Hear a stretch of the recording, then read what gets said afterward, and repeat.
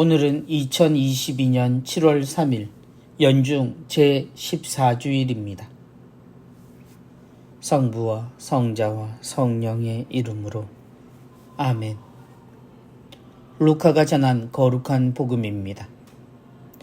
그때 주님께서는 다른 제자 72명을 지명하시어 몸소 가시려는 모든 고을과 고장으로 당신에 앞서 둘씩 보내시며 그들에게 말씀하셨다. 수확할 것은 많은데 일꾼은 적다.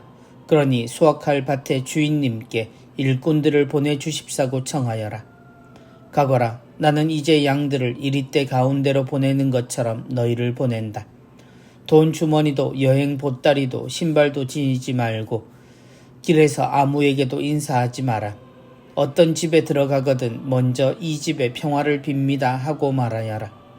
그 집에 평화를 받을 사람이 있으면 너희의 평화가 그 사람 위에 머무르고 그렇지 않으면 너희에게 되돌아올 것이다. 같은 집에 머무르면서 주는 것을 먹고 마셔라. 일꾼이 품삯을 받는 것은 당연하다. 이 집 저 집으로 옮겨 다니지 마라. 어떤 고을에 들어가든지 너희를 받아들이면 차려주는 음식을 먹어라. 그곳 병자들을 고쳐주며 하느님의 나라가 여러분에게 가까이 왔습니다 하고 말하여라. 어떤 고을에 들어가든지 너희를 받아들이지 않으면 한 길에 나아가 말하여라. 여러분의 고을에서 우리 발에 묻은 먼지까지 여러분에게 털어버리고 갑니다. 그러나 이것만은 알아두십시오. 하느님의 나라가 가까이 왔습니다. 내가 너희에게 말한다. 그날에는 소돔이 그 고을보다 견디기 쉬울 것이다. 72 제자가 기뻐하며 돌아와 말하였다. 주님의 이름 때문에 마귀들까지 저희에게 복종합니다. 그러자 예수님께서 그들에게 이르셨다.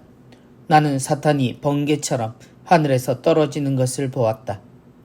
보라, 내가 너희에게 뱀과 정갈을 밟고 원수의 모든 힘을 억누르는 권한을 주었다. 이제 아무것도 너희를 해치지 못할 것이다. 그러나 영들이 너희에게 복종하는 것을 기뻐하지 말고 너희 이름이 하늘에 기록된 것을 기뻐하여라. 주님의 말씀입니다. 그리스도님 찬미합니다. 수확할 것은 많은데 일꾼은 적다. 하느님이 만드신 세상, 그 속에 하느님을 닮은 사람들은 하느님의 뜻대로 세상을 살아가야 할 사명을 태어나면서부터 받습니다. 믿음의 순간부터 새로운 삶이라고 말하지만 사실 사람의 존재는 처음부터 하느님으로 시작되었음을 그리스도인은 압니다. 그래서 세상에서 사람은 양심이라고 하는 하느님이 새겨주신 마음을 지니고 삽니다. 그리고 우리는 하느님의 뜻을 알고 세례를 받으며 하느님의 자녀로 세상을 하느님의 뜻대로 이루어질 수 있도록 살아가게 됩니다. 그 순간부터 새로 태어난다고 말하는 것은 이제 모든 것을 제대로 알고 살아간다는 의미입니다. 그렇게 그리스도인은 성체를 통해 주님과 함께 살아 숨쉬며 세상에 복음을 전해야 할 사명을 얻습니다. 다른 제자 72명을 지명하시어 몸소 가시려는 모든 고을과 고장으로 당신에 앞서 둘씩 보내시며 우리의 신앙생활은 그런 주님께서 원하시는 세상을 이루어 가기 위해 우리 주변의 모든 것에 하느님의 빛을 비추는 행동들입니다. 우리가 하느님을 닮아 있음을 아는 이들로서 하는 말과 행동이 세상의 질서를 바로잡는 것입니다. 그래서 2000년 전 사람들이 주님과 함께 살았던 대로 세상은 우리와 함께 세상을 살게 됩니다. 그것이 우리가 해야 할 삶이고 내용이 됩니다. 준비가 부족하다 하더라도 이 사명은 어김없이 우리에게 주어지고 우리는 맨몸 그대로 세상에 나서야 합니다. 나는 이제 양들을 이리떼 가운데로 보내는 것처럼 너희를 보낸다. 복음을 전하는 일이 위험한 것은 자신의 이익을 위해 도사리고 노력하는 이들에게 모든 것을 내어줄 각오를 지닌 이들이 다가가는 것을 말하기 때문입니다. 어떻게든 서로의 이익을 위해 다른 이에게 손해를 끼치는 것을 어쩔 수 없다라며 눈을 감아버리는 현대 개인주의 속에 자신의 모든 것을 다해 사랑해야 할 사람들을 만난다는 것은 위험천만한 행동입니다. 그래서 우리도 나름대로 지혜로움을 갖추고 방법을 모색하려 하지만 주님은 이런 위험을 아시면서도 우리에게 엄청난 것을 요구하십니다. 돈 주머니도 여행 보따리도 신발도 지니지 말고 길에서 아무에게도 인사하지 마라. 아무것도 지니지 말라는 예수님의 말씀은 위험하기만 합니다.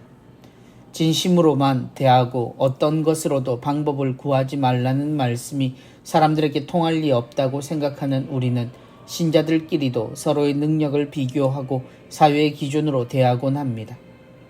그럼에도 주님은 결코 그런 방법과 수단을 허용하지 않으십니다.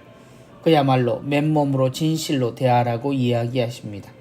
그리고 그것을 알아보는 이들을 구하라고 말씀하십니다. 하느님의 나라가 여러분에게 가까이 왔습니다. 우리가 전해야 할 것은 하느님의 나라입니다. 그리고 그것을 전하는 이들은 하늘나라의 사람들의 모습이어야 합니다. 그것이 신앙생활이며 신자의 모습이라고 예수님은 이야기하십니다. 그래서 우리에겐 세상의 모든 것이 방법으로 사용될 수 없다는 것입니다. 정말 이런 태도와 방식이 효과가 있을까 묻는다면 모두가 고개를 절레절레 흔들지도 모릅니다. 사실 주님의 말씀을 조금만 비틀어 이용하면 얼마든지 효과가 나오는 것을 압니다. 잘못된 방법인 줄 알지만 더 효과적이고 현실적인 것을 지혜로운 이들은 이미 알고 그렇게 행동합니다. 그것을 요구하는 것도 또한 사실입니다. 그런데 2000년 전 이 사명을 먼저 받은 사람들, 그리고 순진하게 자신들의 부족함에도 길을 떠난 사람들은 어떻게 되었을까요? 주님의 이름 때문에 마귀들까지 저희에게 복종합니다. 이 말의 의미를 우리가 알려면 당연히 우리는 주님의 말씀대로 해야 합니다.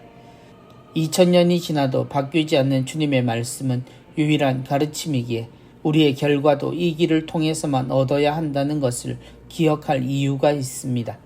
그러므로 세상이 전해주는 방식이 아닌 오직 하느님께 허락받은 자신의 모습으로 세상과 만나기 위해 용기를 가져야 하겠습니다.